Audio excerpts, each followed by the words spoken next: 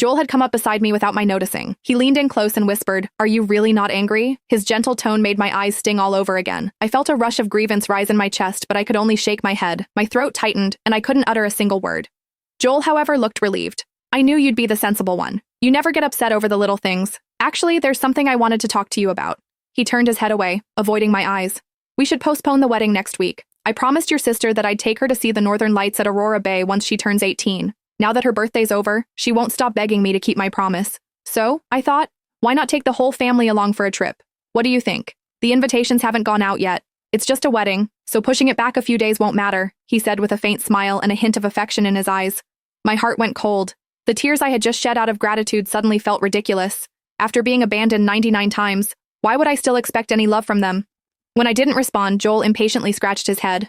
"Come on, Soph. Yvette's never been abroad before. It's her first time going somewhere that far. As her family, we should be there for her. Besides, you've never seen the northern lights either. Think of it as an early honeymoon." "Sure," I replied. Joel blinked, taken aback. "What did you say?" I let out a long breath and calmly said, I agree to cancel the wedding." "Cancel? No one's canceling anything." I said postpone. "We can't just cancel the wedding," he corrected me with a frown on his face. I lowered my head. A faint, bitter smile tugged at my lips. Was there really a difference?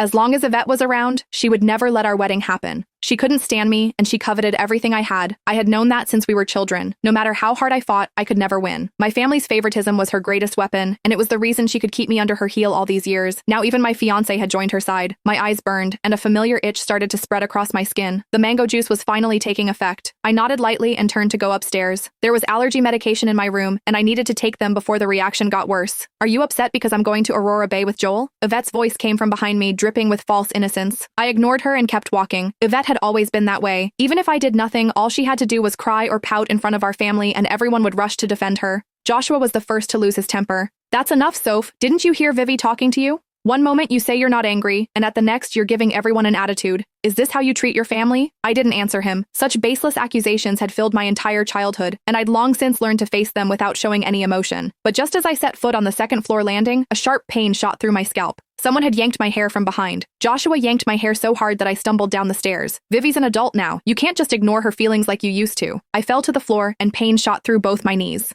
Joel frowned. "Soph, I was the one who decided to delay the wedding. It had nothing to do with Yvette. If you're upset, take it out on me. Just don't make her feel bad." As I lay curled up on the floor, I couldn't tell whether the pain in my chest or in my knees hurt more. "Don't be mad at Sophia," Yvette said, wiping the corners of her eyes. "It's all my fault. I shouldn't have turned 18 so soon. If I had waited a little longer, then the trip wouldn't have clashed with her wedding." I